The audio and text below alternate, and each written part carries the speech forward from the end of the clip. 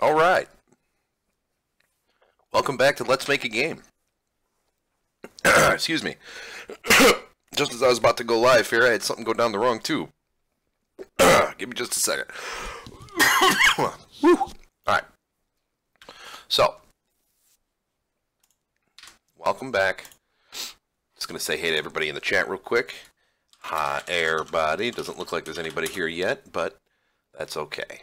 If you are, and oh, didn't mean to unmute that. And you happen to see my message, say hello. I am Josh Main, and I am part of a three-man team, or a three-person team called BWT Games, which is really just a few beer-drinking friends that thought it would be a good idea to make a game one day. All right? So we did that, and we released a game called Beefender, and it's available on Steam. Beefender. Have fun with that. It's only 99 cents. All right, so I'm just going to dive right back in. Last night, we were working on some way to control our depth, right? So,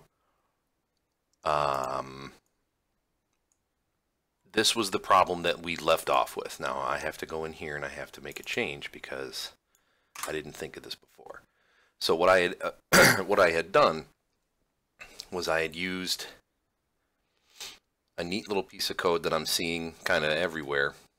Depth equals negative y, right? So for any object, depth equals negative y, and that'll always guarantee you that for a game that we're trying to make, which is like kind of like this top-down action RPG, I don't know, Legend of Zelda, Stardew Valley type perspective game, that it only makes sense that things that are further down the screen, you know, stuff down here is going to quote-unquote be in front of stuff that's up here.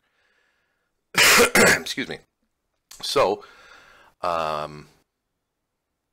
depth equals negative y, right? I could take this into every single item that I want it to affect individually through the resource tree and just place it into its step event so that it's constantly checking its own, whatever its negative y position is, and setting its depth to that. But I threw together a little for loop here to just roll through all of the instances that are on screen, and with each one, set its depth to negative y, right?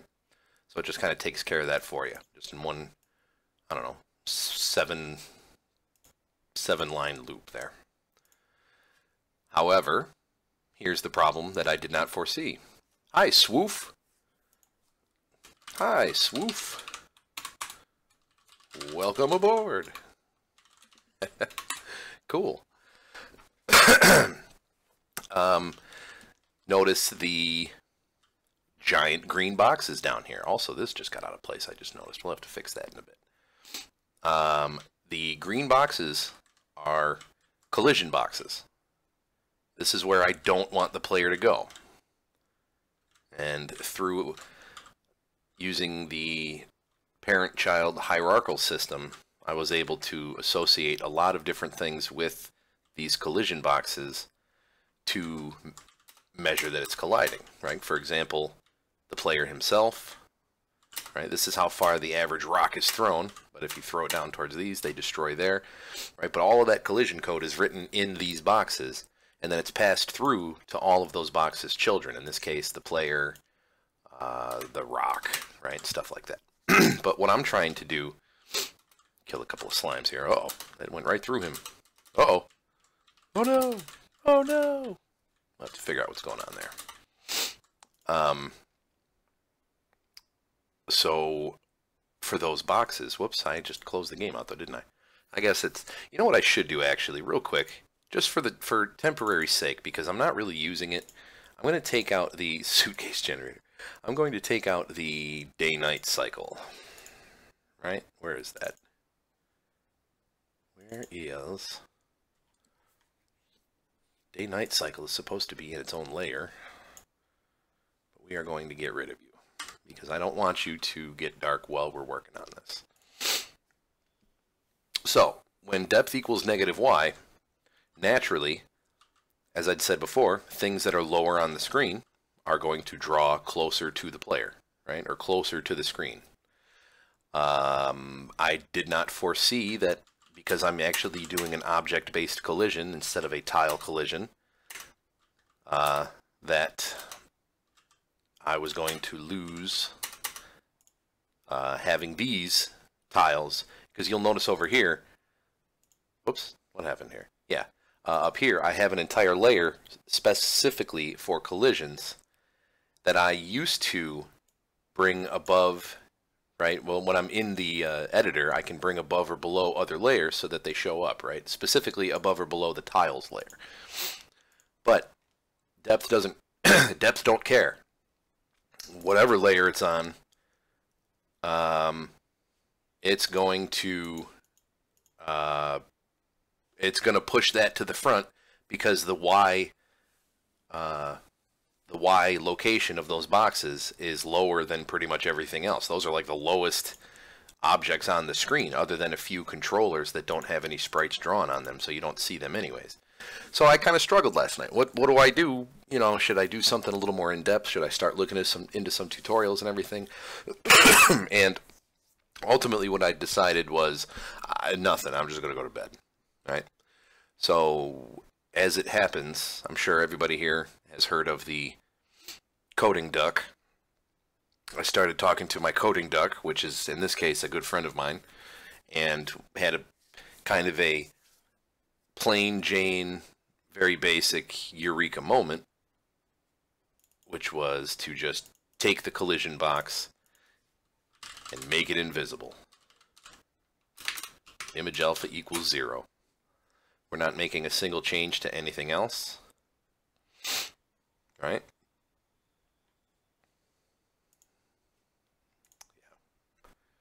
So what we'll do is we'll keep our depth system working on the things that we want, like the trees, the house, the guy. I think the guy works. I don't know if yeah, he should count. He's an object, right? Is he an object? Or do I just draw? Yeah, he's an object. Whoop. And so we got drawing behind and in front of the trees to work properly. Not only does it work properly, it seems to work well. However, I've lost some functionality here. Something has happened where if point in rectangle, oh, this is commented out for some reason. I don't know why. So let's, why is this? If point in rectangle, yeah, that looks good. Yeah, all right, so we'll stop. We'll try it again. I should be able to see the alpha, yeah, there we go. All right, so that you can always at least see the player behind any one specific tree. All right. And I go down.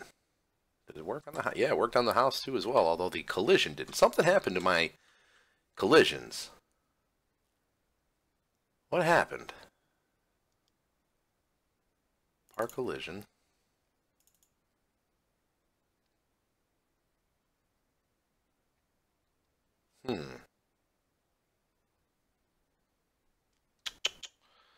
Thought there was a lot more stuff written here. I could be way off, but no. Depth equals 10. Depth equals, you can see all the few things that I tried, right? Image alpha equals 0. So we just want to keep those invisible. Swoof, thanks for the subscription, man. Appreciate you.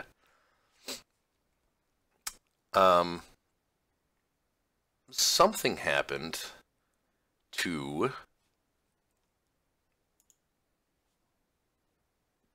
my collisions. I don't know what happened. Oh, shucks. Did I accidentally wipe it? Man, I hope not. Did I? Son of a bitch, I might have. Pretty sure it was in, I mean, because everything is a, oh, wait, controller, our collision, parent. Right, see, I had these all set up to pass through its functionality to the children. Damn, and while I was dicking around on lunch today, I must have scrubbed it for some reason. That's not good. What happened here? Whoops. Get rid of that S. Well, that's okay. I have, actually, do I still have my... No, I don't have Notepad open. That's okay. Whoops. Okay. So we lost the collision. that blows. What happens if if I just walk through the one up here? I always keep... Oh, it's not up there. Oh, it's because it's invisible. Damn it. Swoof. It's not going good. See, it still works for the tree, though.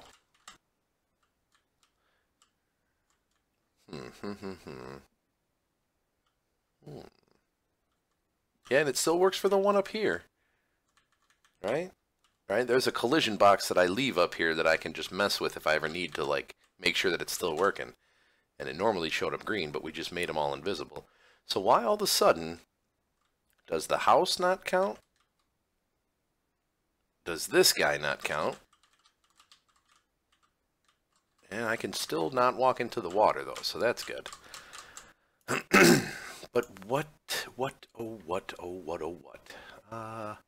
Where is my...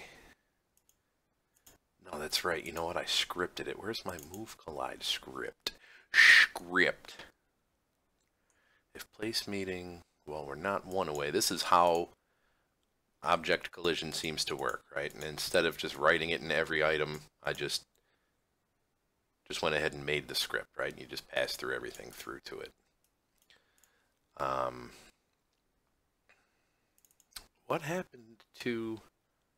Oh, the house and the guy aren't listed here all of a sudden. What happened? So we'll put the hut back in, and we'll put the oh, was that the NPC? Yeah. All right, let's take a look. This collision is definitely one of the hardest things for me in GML. Yeah, I hear you, man. I hear you. It's tough to get it, and it's tough to get it accurately, Swoof. And I'll be honest, is just doing it this way seems to work. It seems to work better than getting every little, like, fine detail or drawing it out in some type of grid, right? No thank you. I mean, until this doesn't work or it becomes, like, overly resource intensive. I mean, but, like, look at this game. How could it possibly get overly resource intensive? All right, cool. So what's nicer, too, is that I draw in front of him here. Oh, I gotta... Uh-oh, I'm stuck. Holy Crash City. Unknown object, don't know. What is this? Step event, test NPC.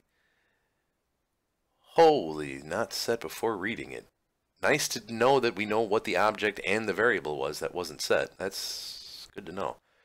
Projectile collision. Line 1. Par projectile.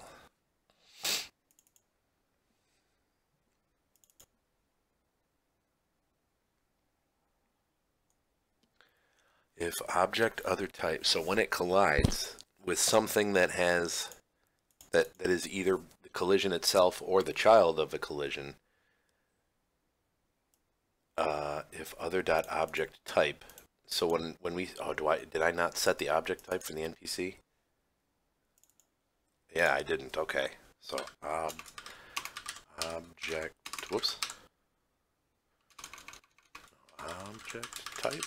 Yeah, object type equals immortal. No,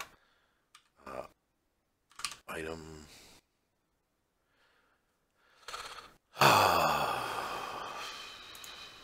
No, not item. What the hell was the collision type? That's what it was. Collision spelled improperly too. That's nice. Collision type dot immortal. Okay. That was weird. All right. Find the instructions. You can build a dock here. Yeah, I don't know what's up. This guy's... Oh, it happened again. I'm stuck. What the hell happened to this guy? Why is he...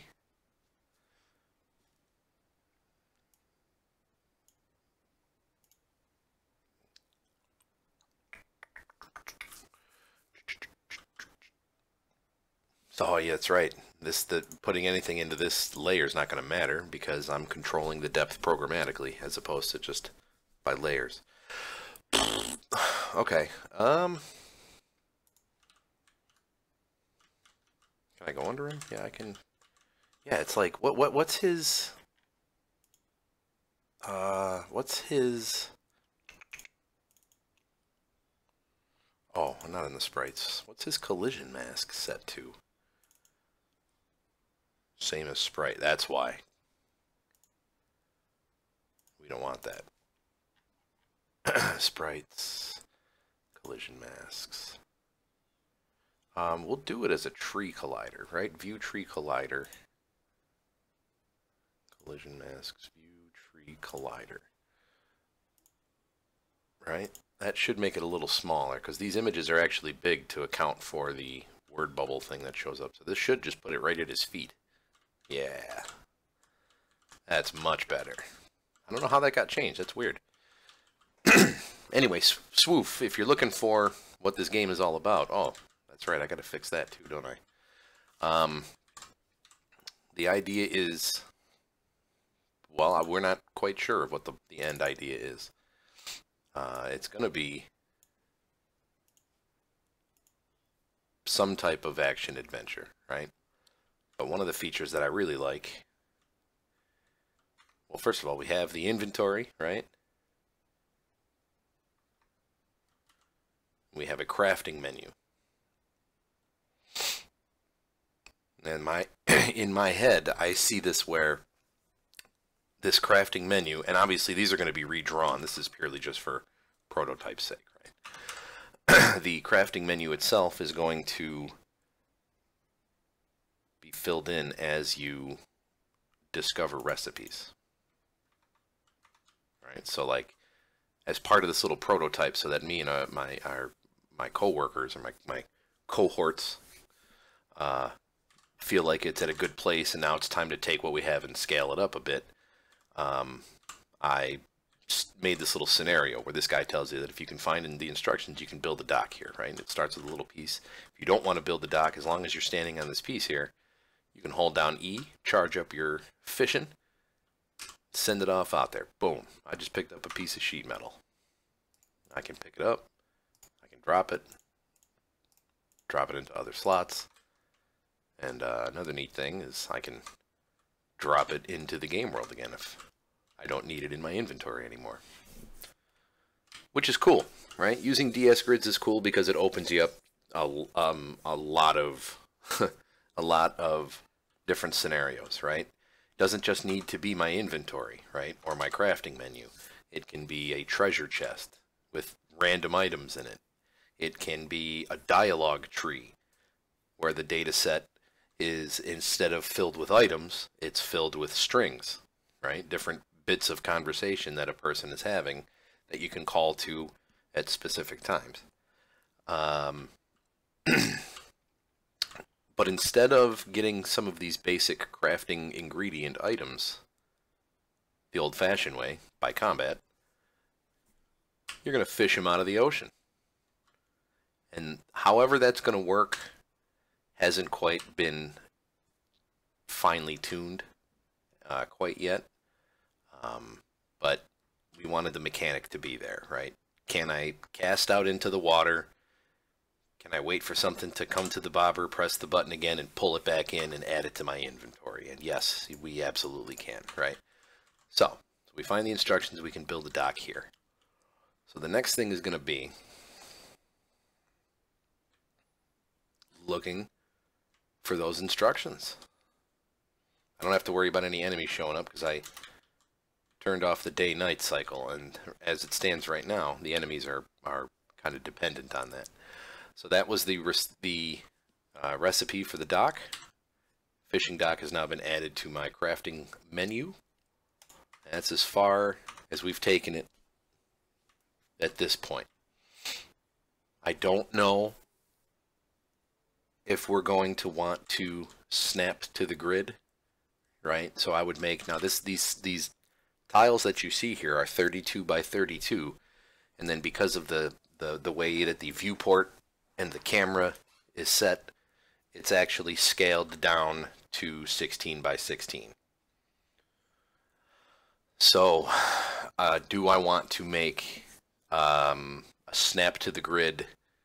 I'm assuming I would also do those 32 by 32 because it's going to scale with it, right? Maybe not. It depends. If it's something that's drawn to the GUI layer, we're going to have to scale it ourselves because it does not scale from, differences in the camera and the viewport and so on and so forth. So, in fact, a lot of the stuff, that I have, excuse me, when it comes to scaling, I had to do like kind of the old-fashioned way, right? So I had to put it in there myself. So if I go into my inventory controller, you'll see a lot of things are like I define scale, right? And then depending on what, into the draw GUI, right? So I reference that number of 2, basically double everything, right? Because it's on the GUI layer, and the GUI layer doesn't scale on its own. Right? Here's another couple of examples. What was this? Is that GMCB? Let's see. Is this the, this might be the thing that's supposed to, yeah, what did I screw up here? Boom, boom. No, it was just that. But, oh, do I have a game running? I do. What? I think this is the thing that lit up the inventory slot, and I don't think this worked right. Yeah, it doesn't, which is a shame. That was pretty cool, and I'll probably get back to that where whatever slot I'm moused over would highlight, right? So let me take a look at that actually while we're here. Draw sprite inventory items, sprite X, Y. Cell size I define as 32 by 32, right? Or cell size itself is just 32 because that's what the cells are in the inventory, right? Where is that? Let's take a look at that real quick. Right, these boxes here are 32 by 32, right? Then the buffer is defined. I think that's 6. I'm not quite sure. I know it's the same both like horizontally and vertically. Let's take a look. What was it? Yeah, 6, right? Okay, that's good to know. So if we go back to the draw event, where was the thing that we... Is this the inventory? Yeah. This is it, right? Is this where it was? Yeah, it was right here. This case is selected slot. So by selected slot, that case means when my mouse is over over that slot, that's the selected slot, right? So draw sprite. Oh, you know why? I turned off the blend mode. Hang on.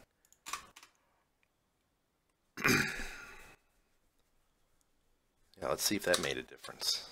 Did this work and for whatever reason I turned it off for testing? Yeah. Ooh, it's bright, and it seems to be brighter on the top than it is down here. What's that about?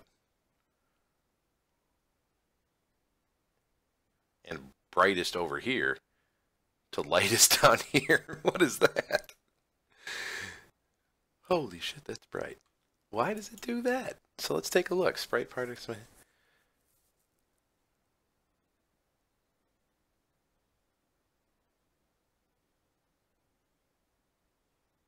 Draw sprite. No, I don't want this on there.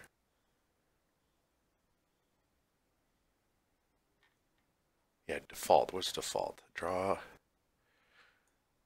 And it's equal to 1, right? Yeah, I don't think, do I want this in here? Let's see what that looks like. No, that's not it. Why? That's very strange that it gets like darker from over here, lighter, lighter still, extremely light.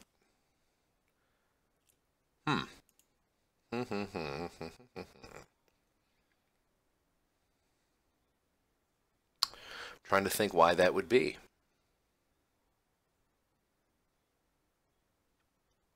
If I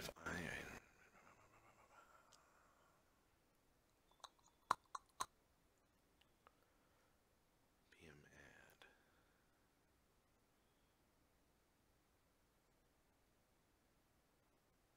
Draw sprite part. What is XX?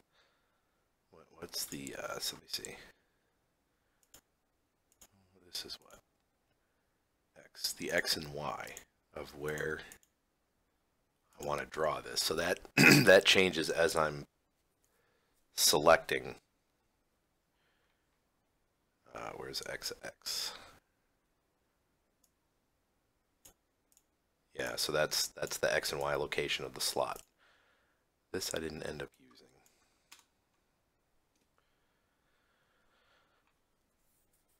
using. Well, I'm not gonna lose sleep over it tonight, right?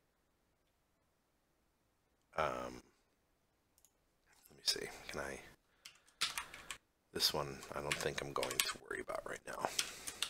Whoops. Boom, boom. No, after the break. Boom, boom. Let's just make sure that that still works. If you find the instructions, all right, I can still walk out here because the idea is that you're going to build your dock.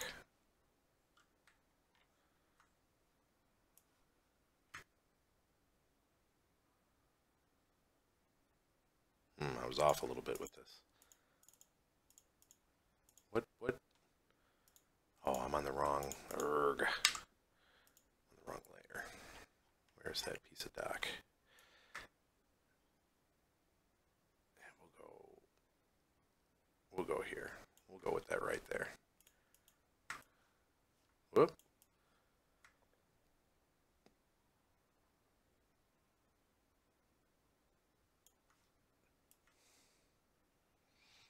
This dock looks really cool too, because the piece that is at the end here is all animated, and it just looks really neat. All right. Oh, Jesus Christ. Oy, I knew that was gonna happen, yeah. Huh. It's always something else. Depth control.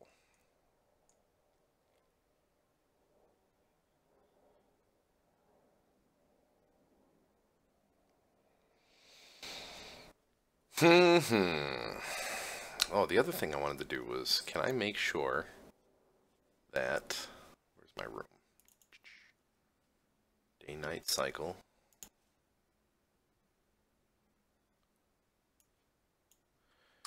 So I want to make sure the collision with the enemies works again. So we'll wait for the day-night. Because the enemies, the baddies, right? If anybody's played Minecraft, you know. The baddies only come out at night. YouTube is not a video to maintain a smooth buffering. Uh-oh. I'm getting a bad YouTube. As such, viewers will experience buffering. That's not good. Well, you come out here, you cast out a little bit, right? You don't worry about it. Do a little fishing, right?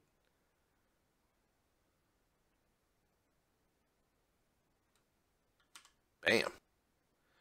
Alright. Bad guy should be showing up here soon. Where the hell is the bloody house?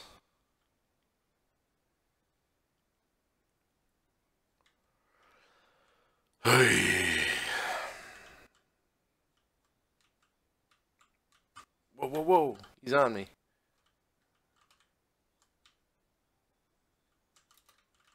That's still. You gotta be kidding me.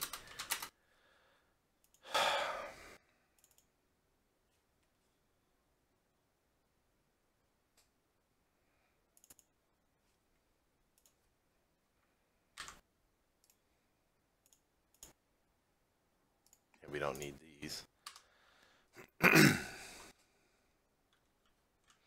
What the hell happened to the house? Is it because these are above them? That can't be right.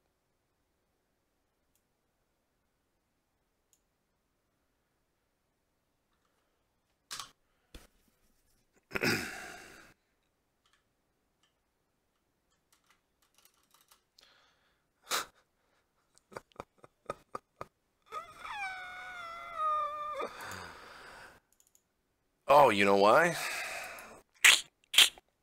Sugar, sugar. That's right. Because. But then why isn't the enemy or the test NPC showing up as a. Or the trees? What the hell? Now I've thrown myself even for a loop. So just out of kick, right?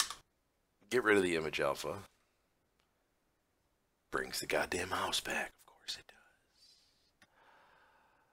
does. I think I need to. I think I need to get back to the basics here. Back to where it was before. Which was. Where the hell is the dock?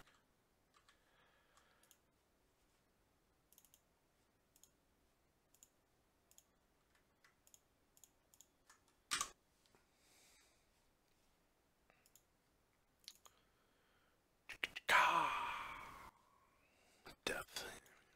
Depth set. Let's see, what are these? Oh, they're, are they children of, yeah, they are. Okay. Try this real quick. Throw this piece back out there. I think I'm starting to notice too. Are these two the same piece? Yeah, what's... Have our artist. Or maybe did I download the wrong one? I might have. Come on then. What the hell? This one just shit out another third one. Okay. Here you go. Bam.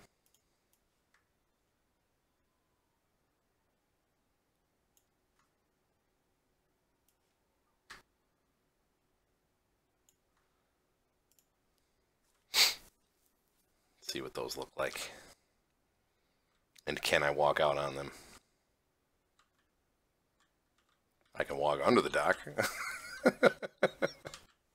That's interesting in its own right. Okay. Is there something telling the player that he's got a different depth? Let me see. Player, not depth.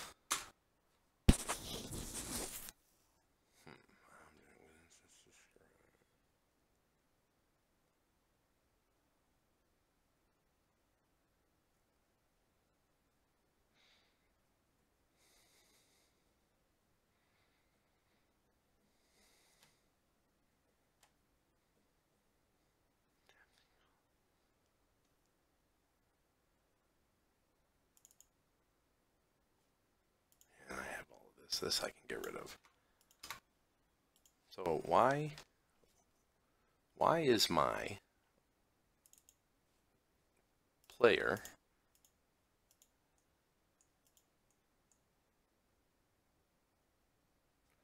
so let's say we did do this, right? If we go into the step of this, can we just say depth equals object player dot depth? To push it down under the player would be adding a depth, so +1. And does that push down to all of the children? Probably not, because fuck me, right? Oh, it does. I mean, I gotta adjust the collision mask and everything, but it does the job. Right? Alright. So, as far as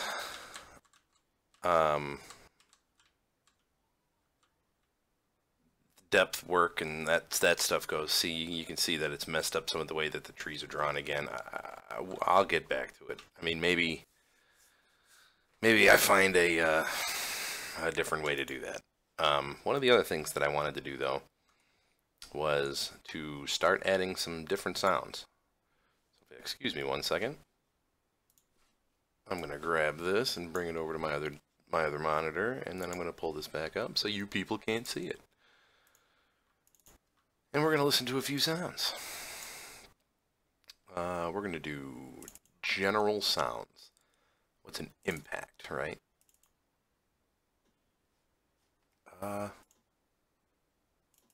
Actually, I kind of like that. We're using that one. We're going to copy. We're going to paste on the desktop, which I'm sure went over to here. Sound impact 1, yep. Okay.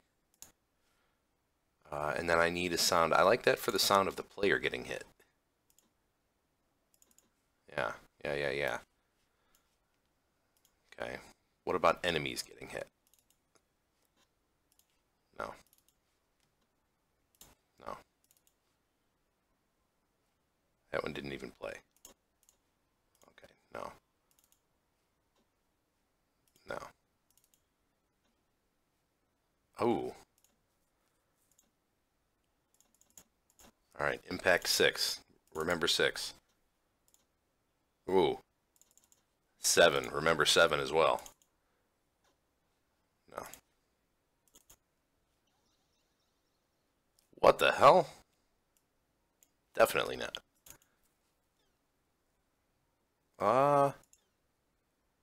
No, not for impact, but I like that sound. That's too much impact. No. No.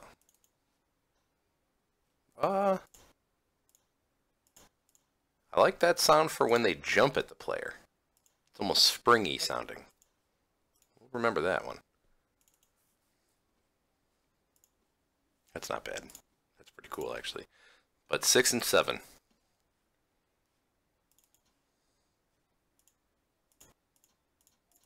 think I'm going to go with 7. Okay. So let's... Bam. Sounds. Player. Player. Player impact, we'll call it.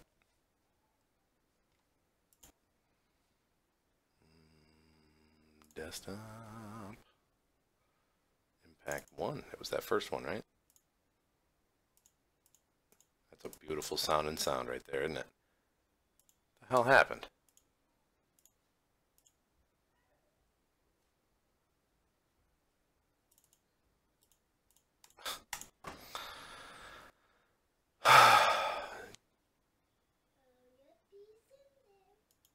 Oh, sounds like my daughter's coming in here.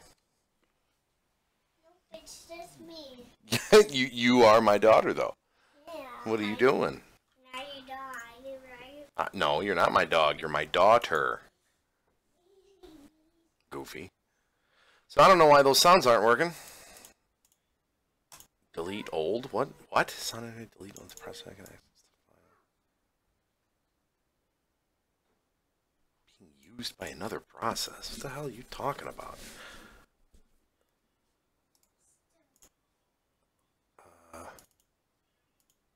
Whatever. Let's just see if it works. Jesus.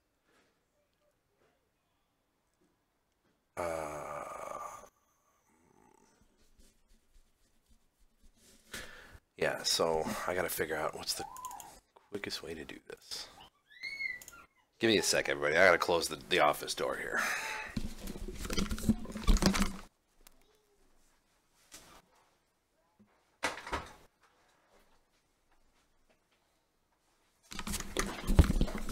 Alright, sorry about that. So just out of curiosity, let's just see if I collide with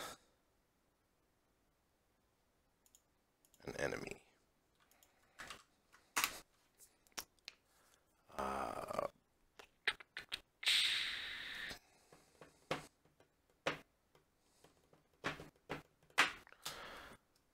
How do I play a sound just once? Because I don't want it to continue looping while I'm colliding with the enemy. You know what? I bet you let's do this.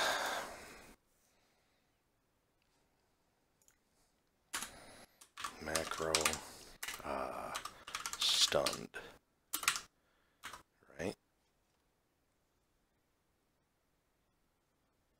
Yeah, melee attacks. State. Scripts.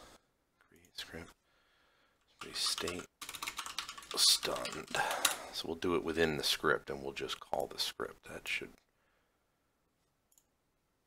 But when is it going to happen? Within collide, right? If place maybe...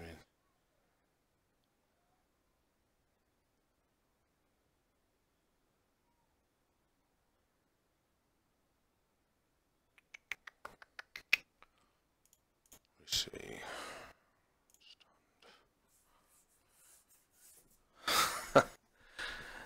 You know, this is a lot more difficult to do when you're on the spot. Give me a second to think about this.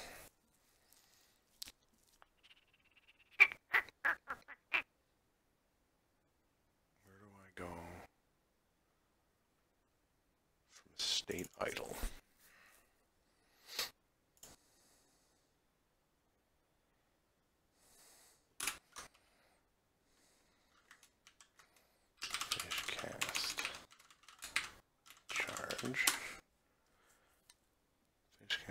So if I'm holding E, basically. Okay, so these are, that's how these are. That's how that's happening, right? Okay. If, we'll call it stunned. I haven't actually done it yet. Image index equals 0. And the state equals state stunned. Where is it in player input? That's where I got all of these ones, right?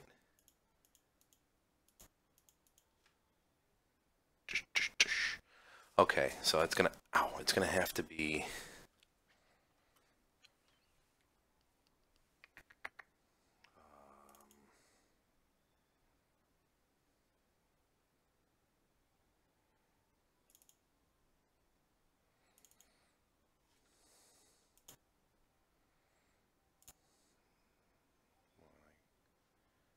Collide with the player. I'm going to say action equals. Come on then. No, you know what? We'll do this in the player actually. Cut event.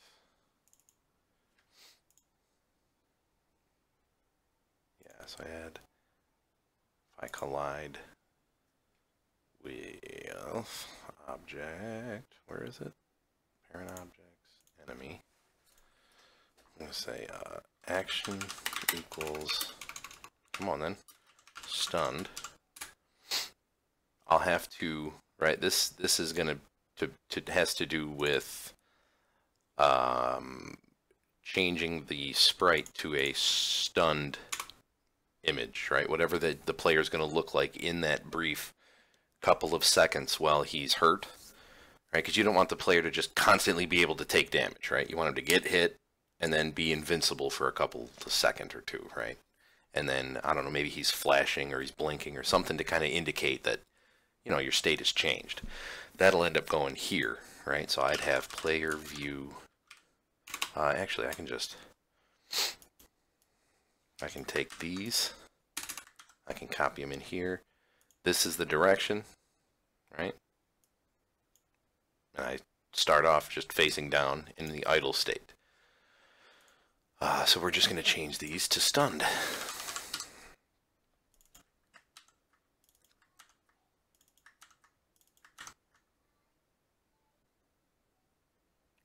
Player reel down? Do I not have a player fishing down? I just noticed that this one is titled different. Player.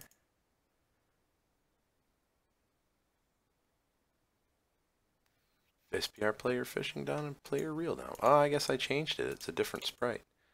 So this is what it was. Oh, that's right, because I added the line and everything to it. Yeah, okay. Nah, we want to keep that. Oh.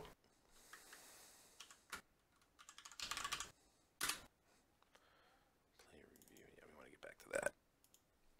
Okay, and these ones are just going to be SPR player right.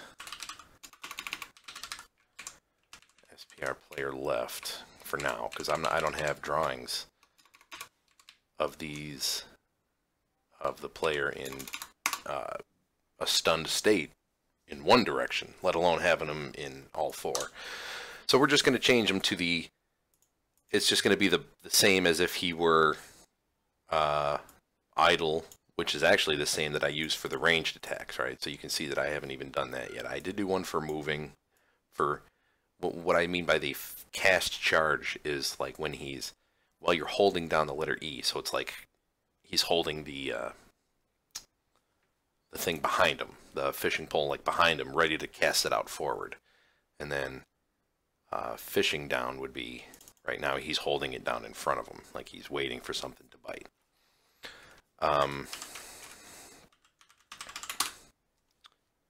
Okay, so we have our action and our like our image to change properly, and I do believe that we made the player, yeah, when we collide on enemy, our action equals stunned, our state equals what did I call it? State stunned. All right, now instead of doing, you know, while we were idle, which means this could be mean like we're walking around. We got stared. I just realized that this is incorrect. And if any of these things happen, we put ourselves into that state, right? Whatever's in that state is what's going to happen. So the ranged attack does our attack. For some reason I call them spear, even though they're rocks. Whatever. So in the state stunned script, we're going to want to say,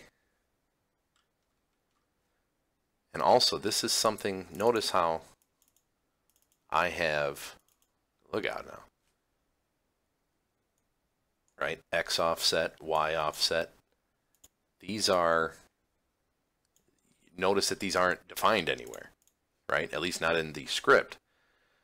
But as long as they are in the player,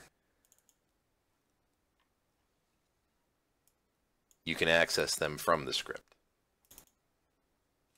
Right? And in a couple of cases, I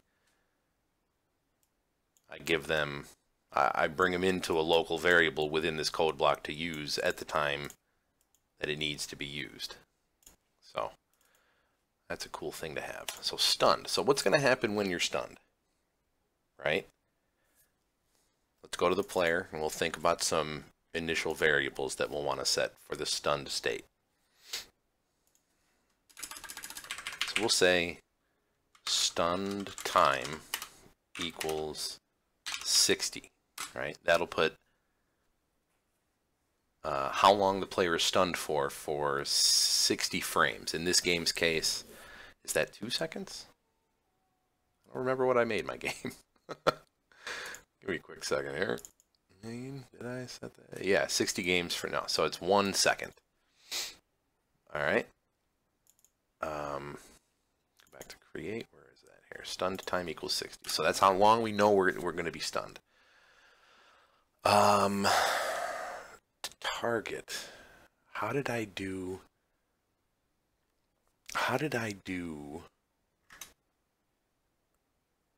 Because what I'd like to do is using lerp, which is like a linear interpolation formula. I can actually do the same thing as if I dropped an item, right? And this had some cool stuff in it. Yeah, goal, var item, var length. I'm straight stealing all of this. And I'm going to put this in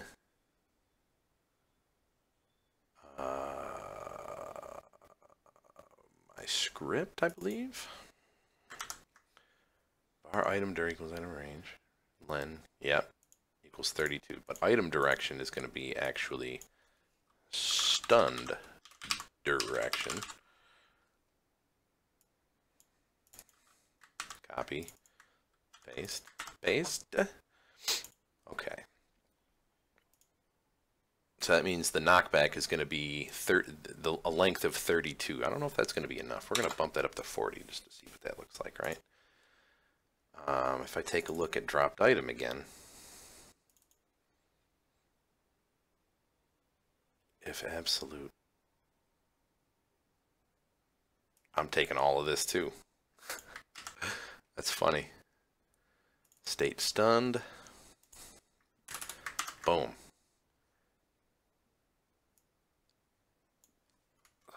This is where I can change my state back to idle. Also, not sure why.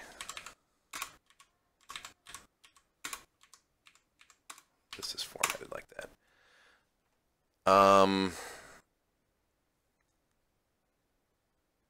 Direction, though. Direction's not going to be random.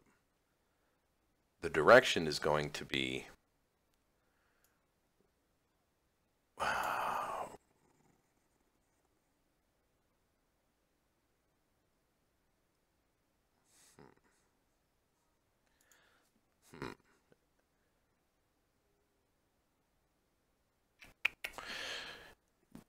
You would want it to be 180 degrees, either, you know, added or subtracted to whatever the direction was the enemy was traveling at the time that there was a collision.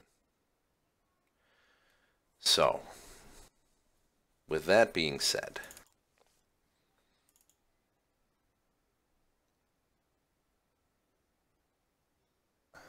direction, but direction is a built-in. Can I, all right, let me try something real quick. Yeah. Can I go to my enemy and say, like, first of all, let me get rid of show debug. Whoops, god damn it. I don't have any. Okay, great. Show debug message string direction. Will using player.stunned not set before reading it. Where?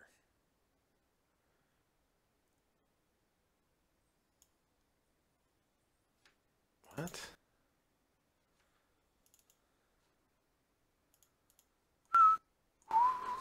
Where was that?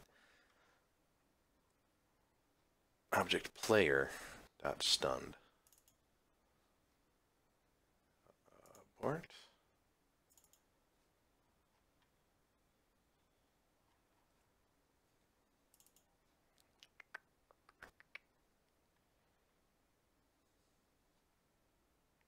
Where the hell?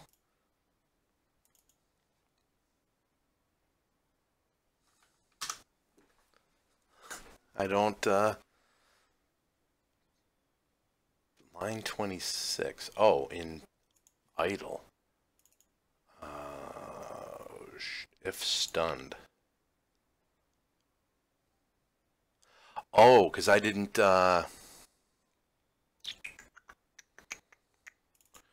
yeah, I didn't put,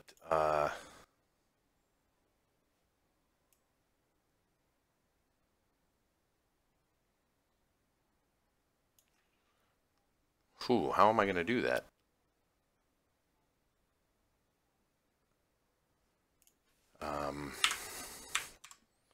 Stunned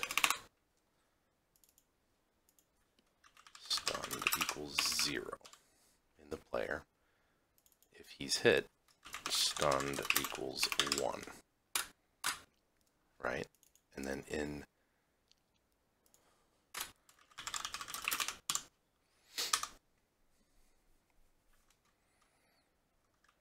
now the problem is that I gotta wait for an enemy to show up. So give me a second. There's 2 people watching. Nobody said anything in chat. Say hello. Introduce yourself.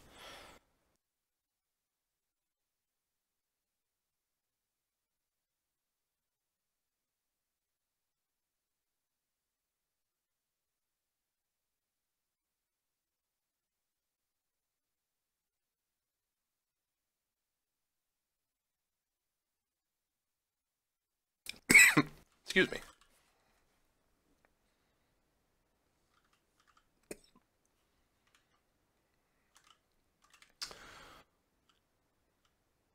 Find me a slime.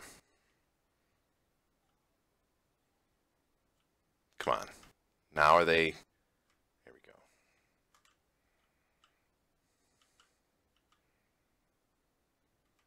Holy... Whoa! We are going absolutely batshit here.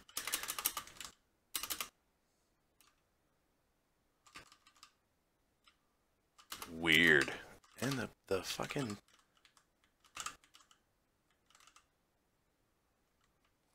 Yeah, you know why? It's because I still have it set to random. So how can I get... Stunned direction equals... So I need to take note of...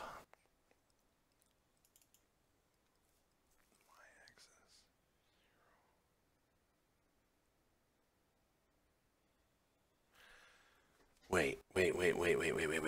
What's that function? Is it length dir?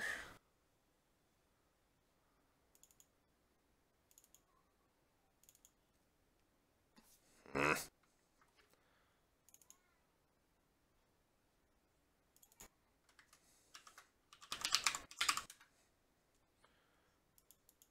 dir x, maybe? Length, if I could spell properly, would be nice. Length dir. Length direction. Yeah, how does length dir work? Is this going to provide me, based on an X and Y, collision in general is tough even for many experienced. Yeah, dude, it's not easy, right?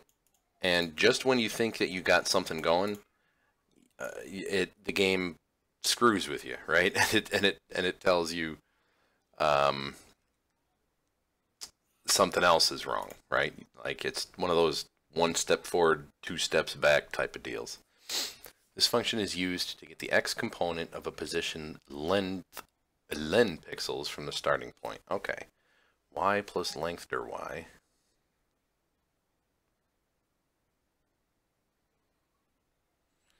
If you imagine a circle around your instance, and then imagine a point anywhere in that circle, to move to that point we need to move the object so many pixels in that direction. So this function using length y gets the position of that point on the circle to be used in code by the instance. So I could do this measurement at the enemy, right? XX and YY being the player. Let's take a look. I'm just so bad at this. Enemy, or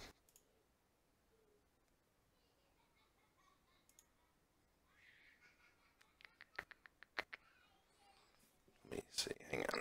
Goal.x.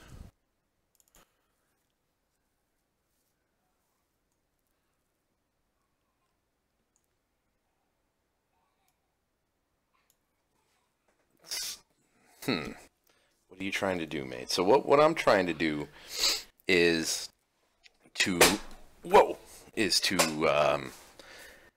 have the player knock back, or you know, when the player's going into a stunned state, like he's hit by an enemy, he kind of gets, there's like a player knockback system, right? And I want that the direction of where he's knocked back to be 180 degrees relative to the direction that the enemy was moving in at the time of the collision. Right, so if say my mouse is an enemy, and I don't know, this screen here, this little window is the player. If the enemy's coming this way, and it's coming in at 0 degrees, as GameMaker knows it, hits the player 180 degrees to that, oh no, what am I doing? That's still going to knock the enemy in that same direction, not 180 degrees. It's just going to be the direction that the enemy was moving in.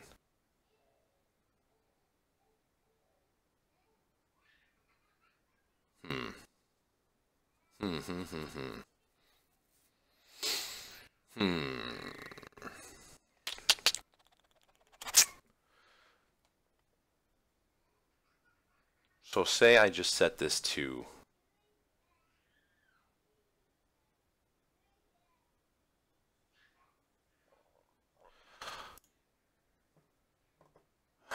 verify direction equals okay, so what if I just set this just for testing purposes? Set it to 180. So that should always knock the player back to the left.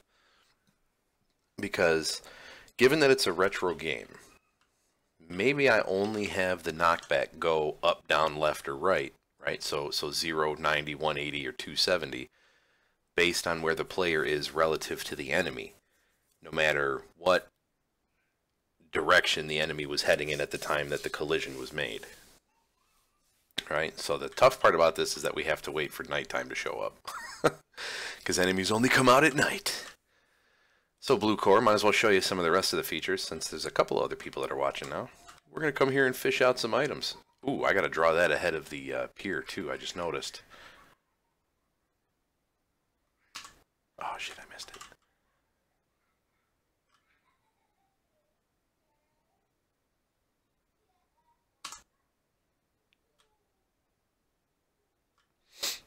All right. No.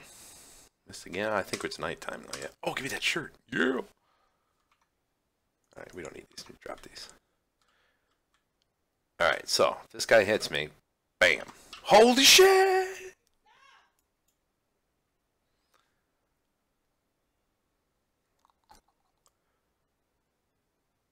Oh, because this is not a direction. This is a 180.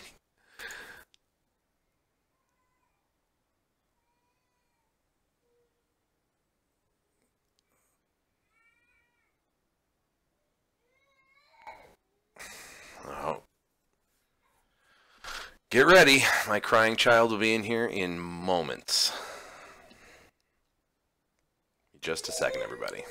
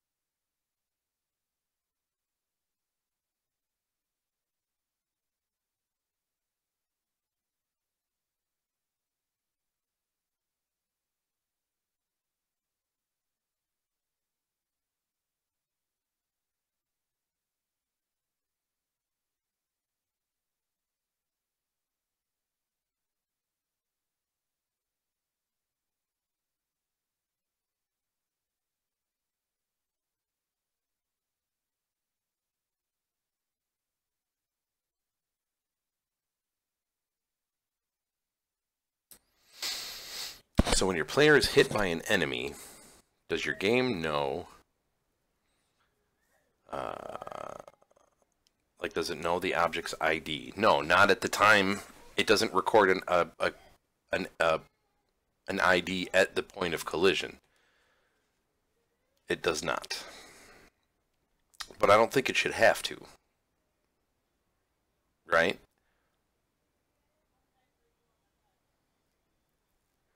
Length equals 40. So why didn't it stop? State, why didn't it go back to idle? See the collision code? There you go.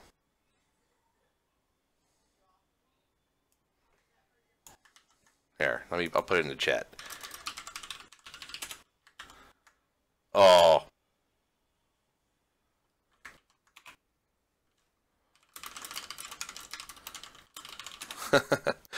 Way too much to chat. Let me try. Can I do it block by block?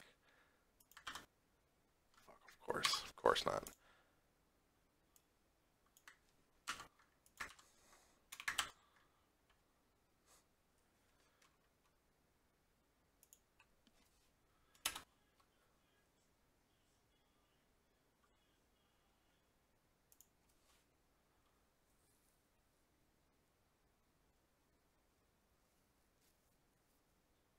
Whoops, meant one period.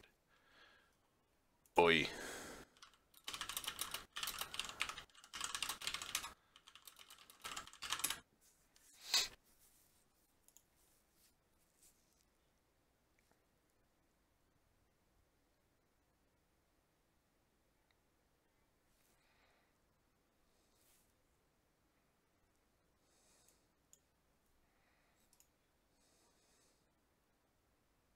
2 columns. What the shit? Single pane? Damn, I didn't know you could do that. So, you take a look at that.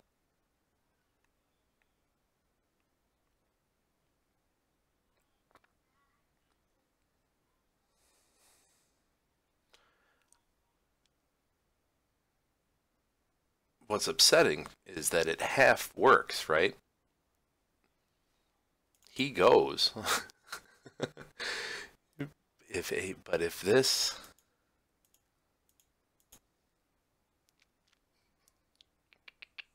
So when is the stunned event being triggered? That's at collision. Right? So here's don't worry about action. State equals state stunned. And all I want to do for now, just to kind of build it modularly, is to move the player. I'm not trying to make him uncollidable at this point. I just want to see the actual movement part work. And I'm not sure why, because when I look to get the player's x minus the goal, which we defined as... Wait. Goal x equals...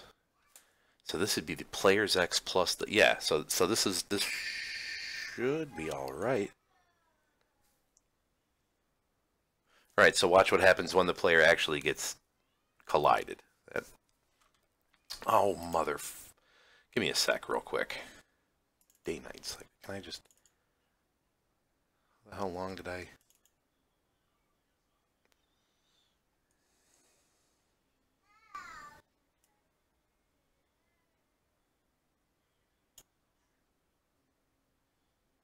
Time.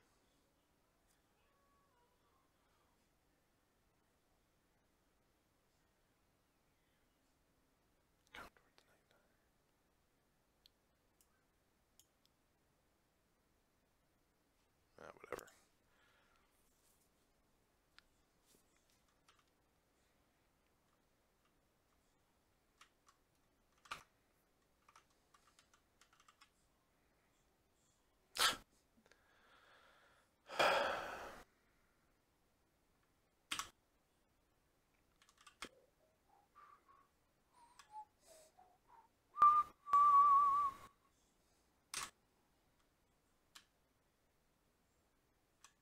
We'll see it as we get to nighttime again, because it kind of works.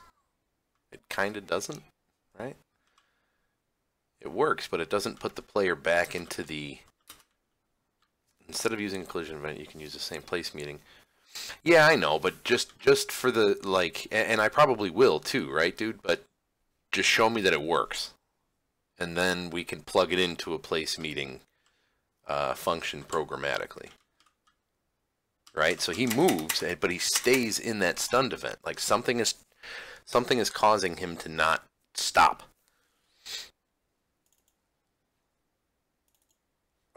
Stunned. So let's.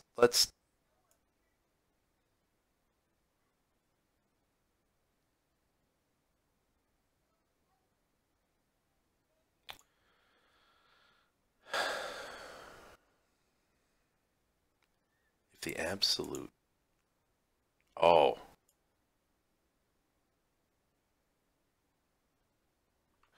Yeah. Because I'm only going 180 degrees. You need a collision function. Is there a collision function? What? Oh, I always spell this word wrong. Oh, don't do that. Try that. Right, because I'm only moving in the X direction. That shouldn't be... That's not necessarily true, Blue Core. I don't think... Because if it's something that's a... If it's something that's written into... Like, if it's a collide event with... Yeah, I see what you mean. Like I may need to if I'm doing it programmatically, right? But because I'm doing it as let me move this out of the way. Like as I'm doing it just as an event, like in the events resource tree, then it should almost do the same thing, right? The game maker is going to know what enemy I collided with because it's not an event that I'm doing programmatically. I believe that to be the case. I could be wrong. Motherfucker, why? Why? When you get the ID, then with the stunned event, you can do this. Direction equals point direction object. Yeah, point direction.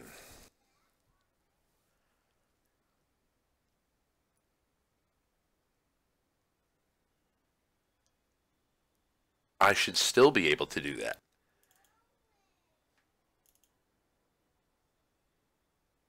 Oh, is the script not... The script may not know. I see.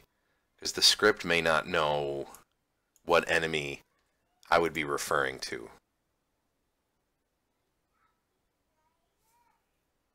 Yeah. What's going on here? Diabetes.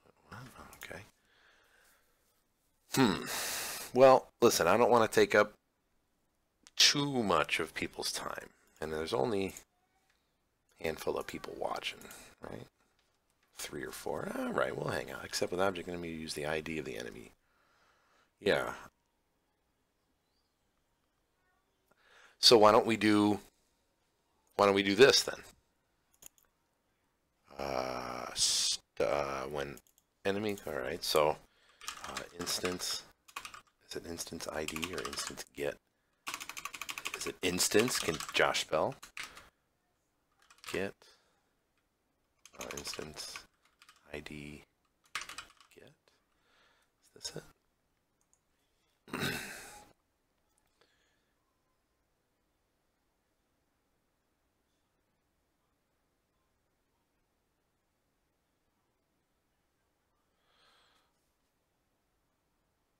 So, okay, so when I collide with this, so with other, right?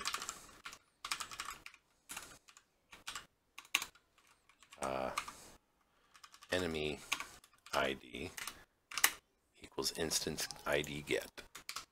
But how does the index work? What's the index looking for?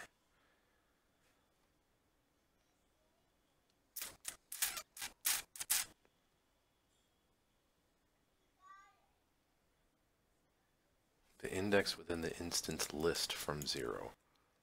Oh, I see. So that's not... No, I actually just use the term ID.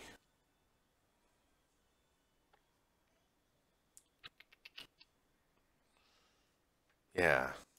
Is it just, is it instance? The read-only array holds the IDs of every active instance in the room. No. So how do I get, is there a function that'll get the ID of a enemy ID, right? I gotcha. Enemy ID equals, so is there a what's the instance find? What's the function that'll pull? Oh, I guess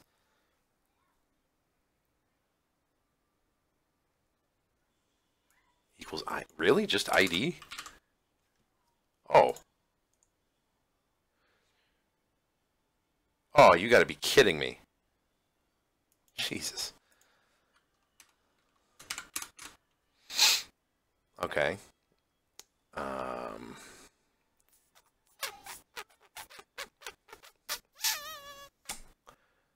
Is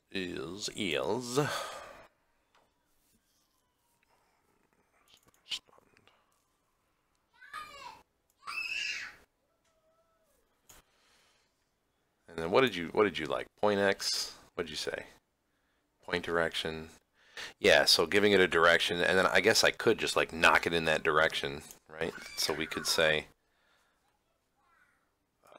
let's get rid of this. Let's get rid of all of this actually, except for the state part of it.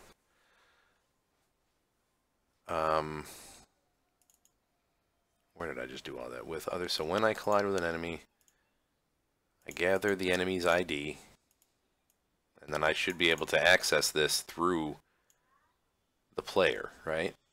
And the player is already the one that's calling the script, so I shouldn't have to access the player through the script. Right, object, yeah, okay. So it's the player's direction because it's the player calling the script equals point, yeah, I like,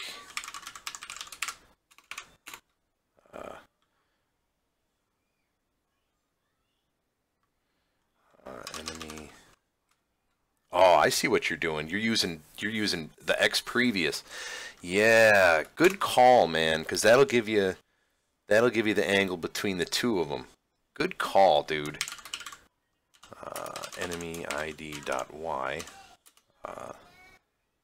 Enemy ID dot x previous.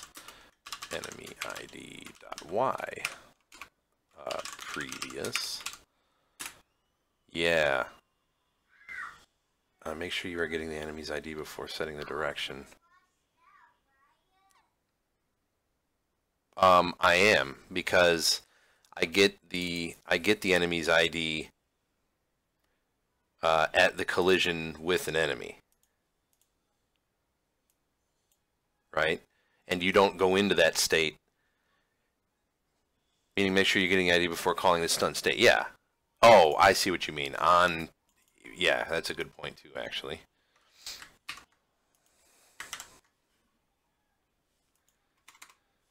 Yeah.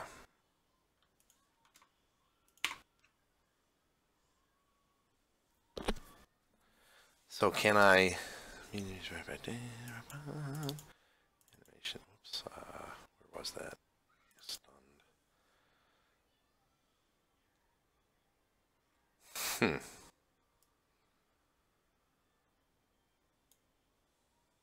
We want it to be, so we could just use, like, we could just go, like, super cheap on this, right? Like, speed equals 20. And we do an alarm for, like, 10 frames, right? Right?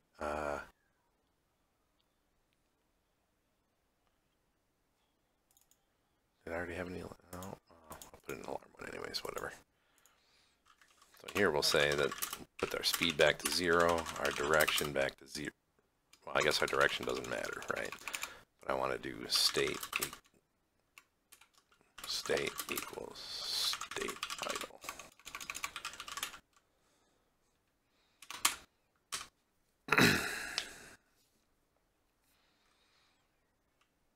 And now we wait.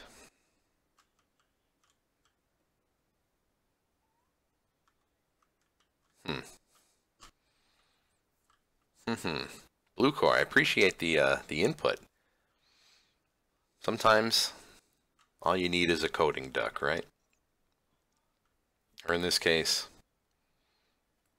somebody else who's made a game using GML.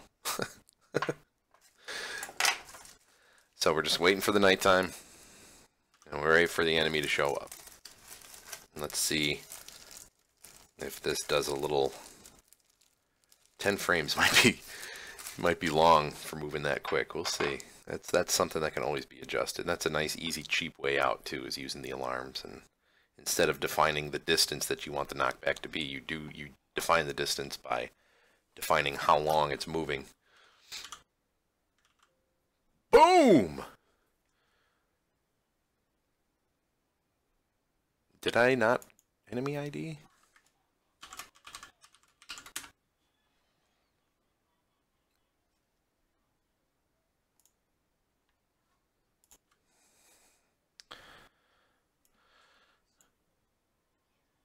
Just went nuclear.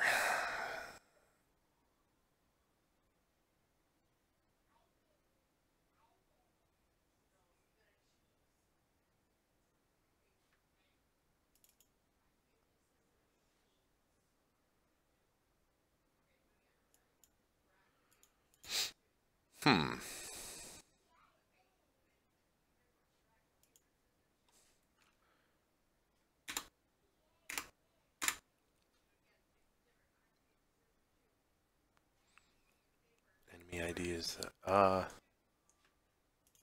did I not? Oh. No, it would have to be in the enemy's create step, right? Because that's where I'm accessing it through the player, correct? Right? Because when I'm colliding with an enemy, with other, in this case, with the enemy, enemy ID equals ID. So this would have to go into the enemy object, no?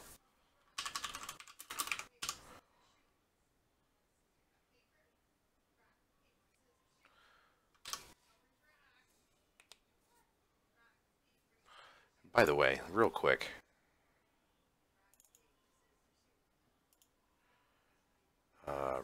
Real quick. Let me just toss in this guy here just to hurry the hell up here.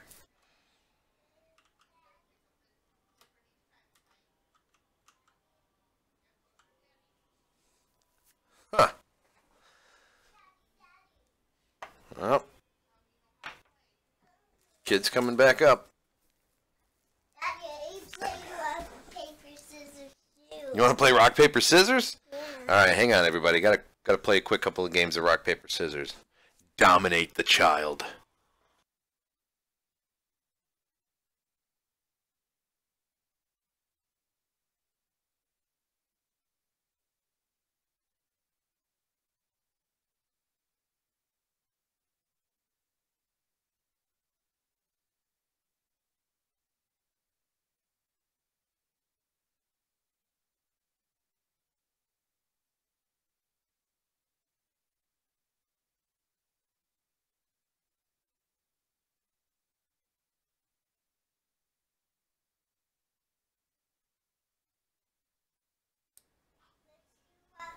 Do var enemy ID equals no one before the other.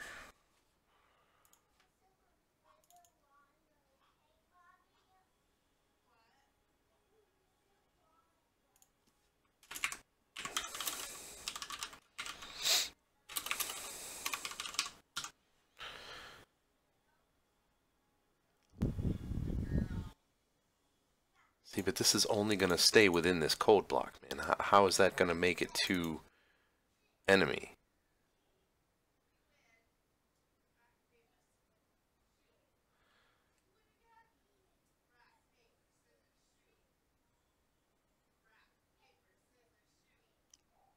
Let me give it inside a creative and a player. Wait. You're throwing me way off.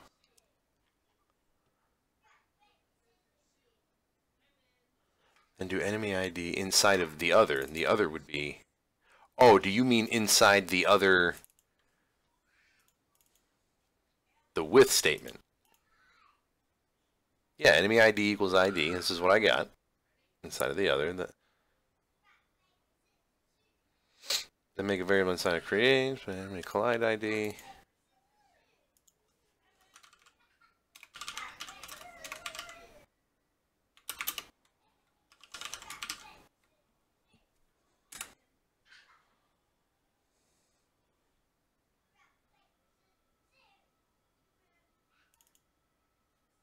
Yeah, that's already in there. Enemy ID equals ID, right?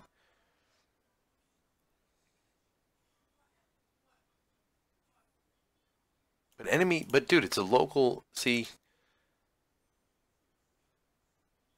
Yeah, see, dude, the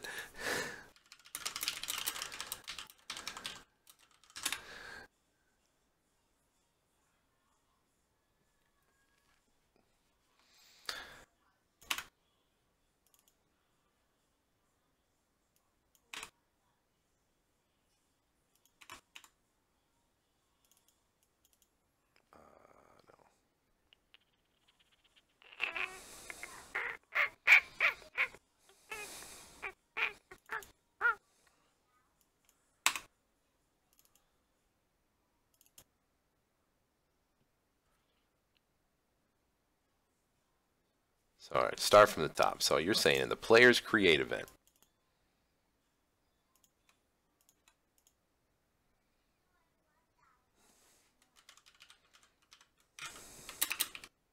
equals no one.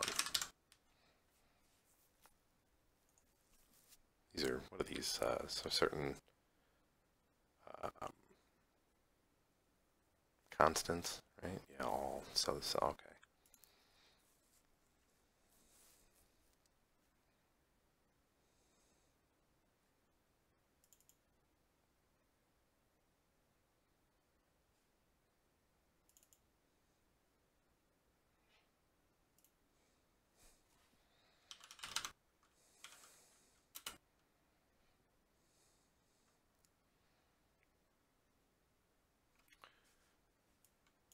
Okay. Players collision with them before with other.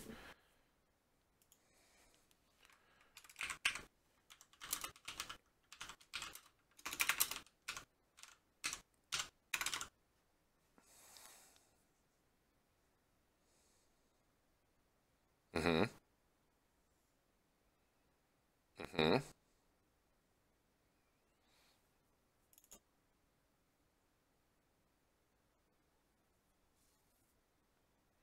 Places with the enemy event after the collide ID equals enemy ID.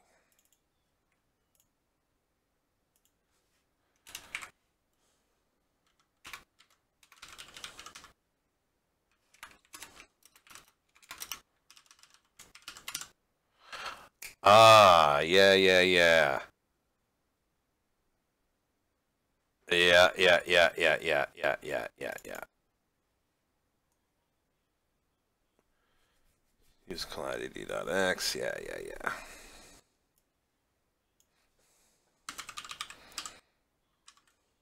ID.x. Yeah, okay. Collide ID.y.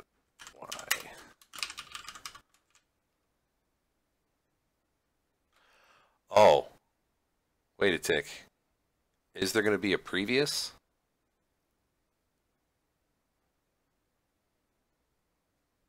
Because the value is set at the moment that the collision happens.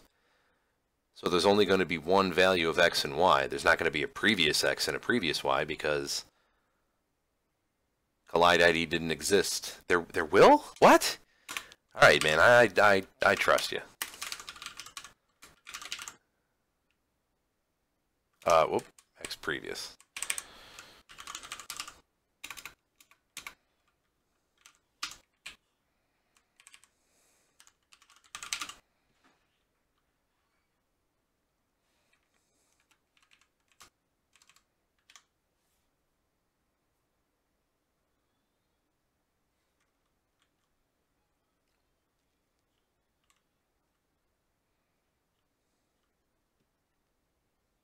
Holy shit.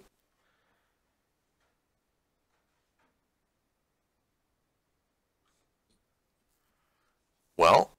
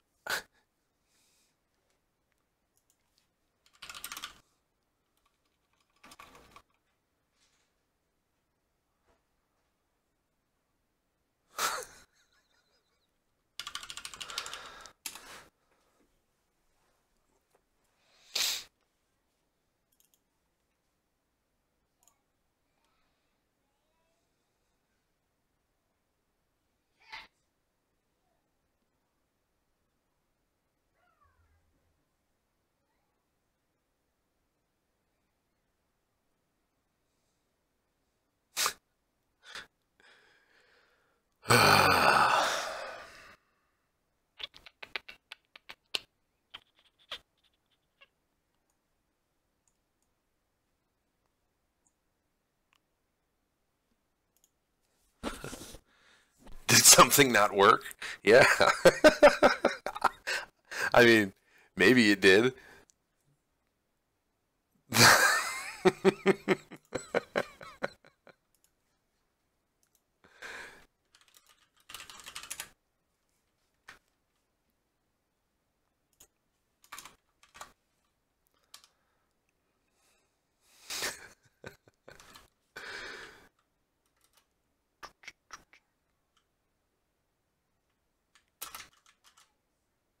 And he never takes himself.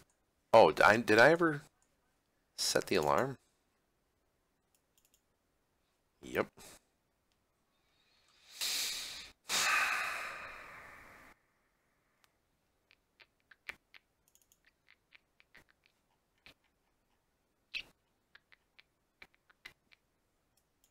sets itself to idle.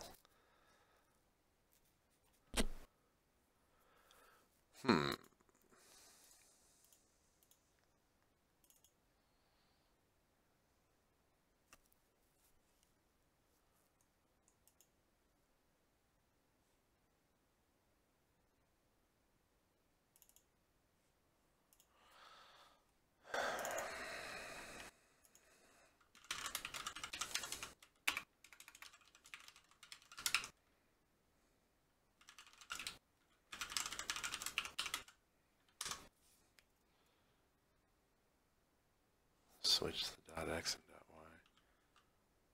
Yeah, flip them, you mean? Dude, it's 10 frames. Like, that shouldn't matter. Where the hell did I do that?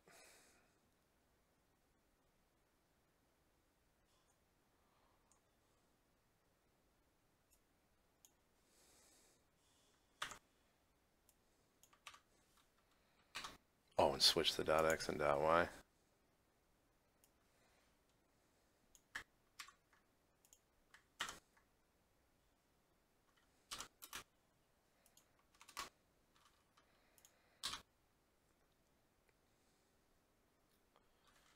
This is just going to send me off in the other direction.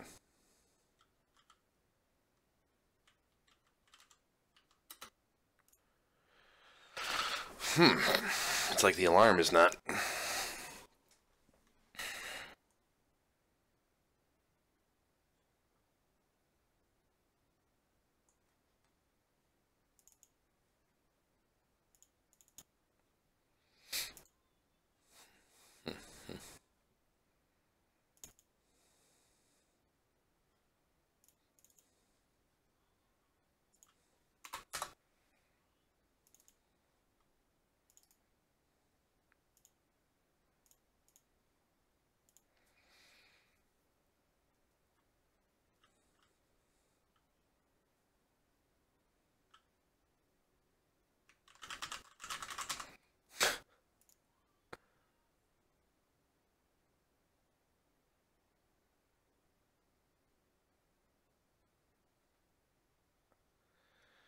So you know what else we could try?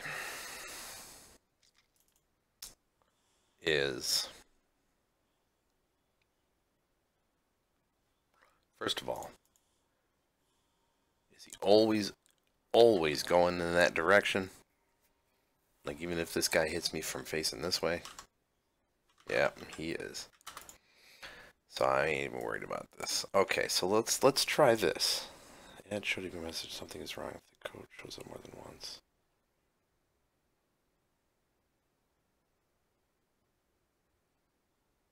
Yeah, I know what you mean.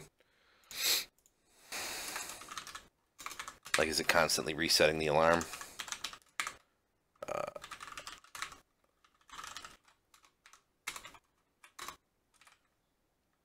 I don't need to do a string for this. I can just do something.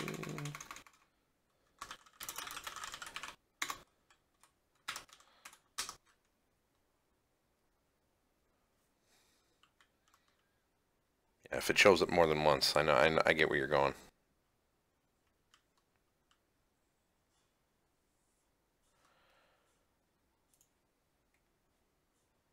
Yep.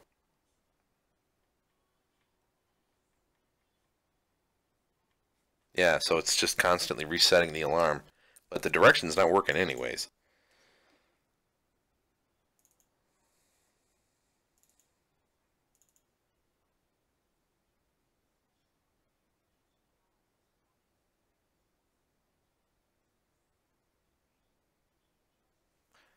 Wait, state equals stun, because this is just going to constantly run.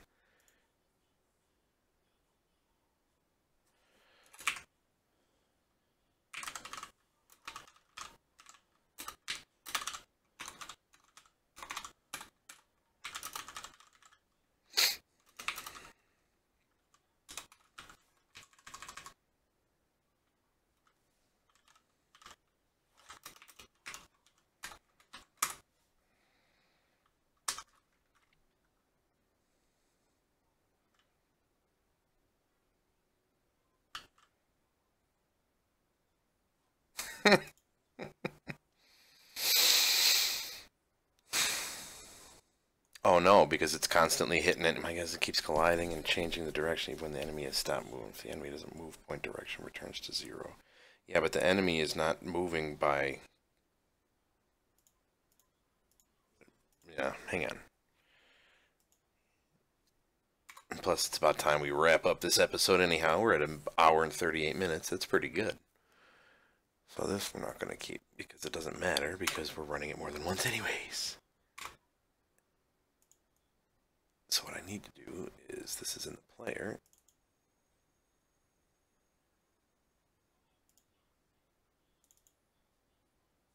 Oh, stunned.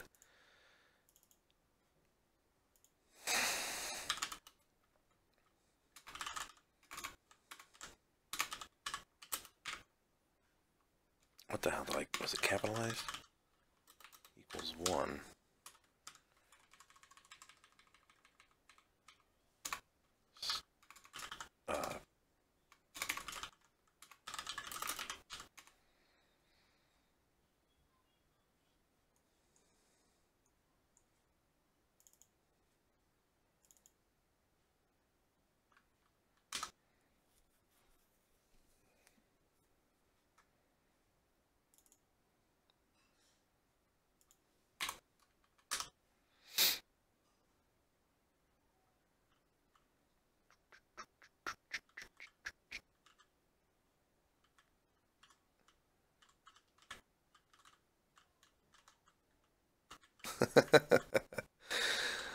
Okay, we needed to check to make sure that he was stunned.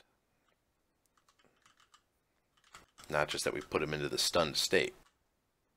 Like the act of being touched. Right?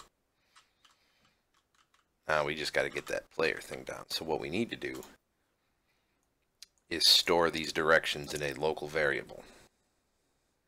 Right? So we can get all 4 of these. I'm going to have to think about where to put these.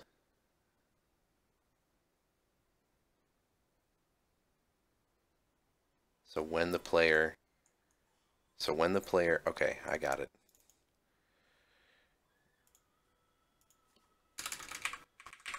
We're going to do var enemy x, var enemy y, var enemy x previous, var enemy y previous.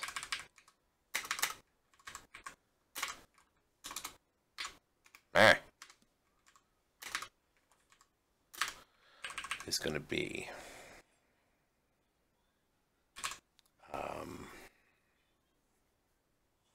equals object enemy dot x, object enemy dot y.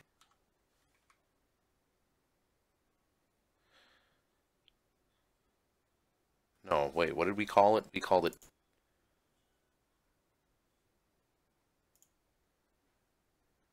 Yeah, we're going to try something else. Object. Oh, I can't do...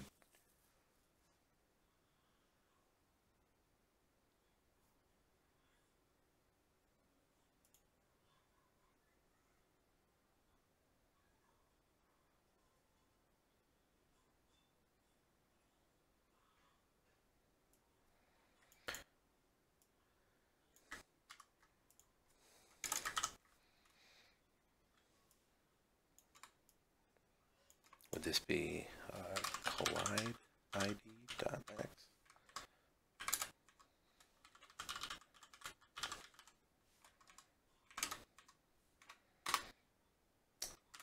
Collide id dot x previous, collide id dot y previous.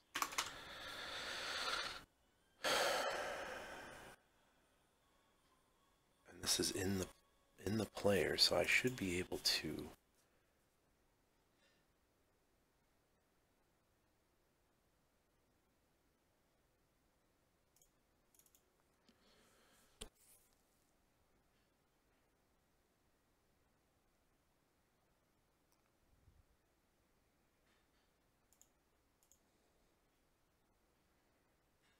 And I'm just spitballing at this point. Enemy X equals enemy X. Enemy Y equals enemy Y, because I need to get these local variables out of here, right? So enemy X previous. Oh, I can't do that, of course. EXP equals enemy XP. Enemy Y P equals enemy Y P.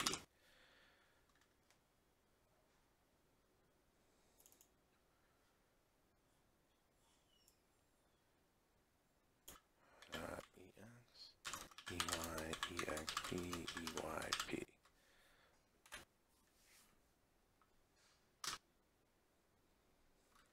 I could be way off. I probably am.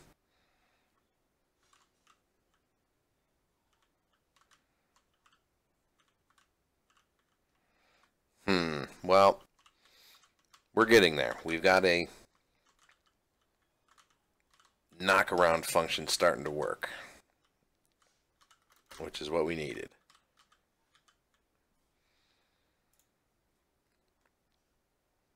Why isn't that?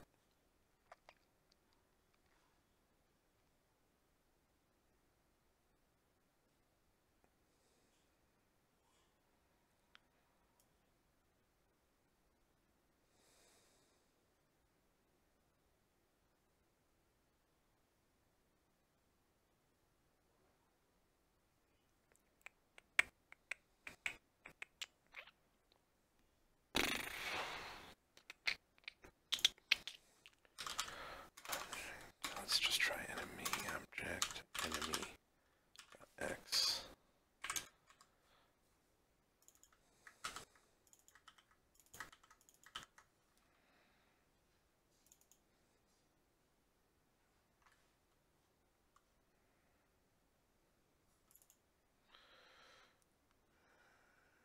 And then I pass those through to a variable that I can reach out to elsewhere. And that won't work.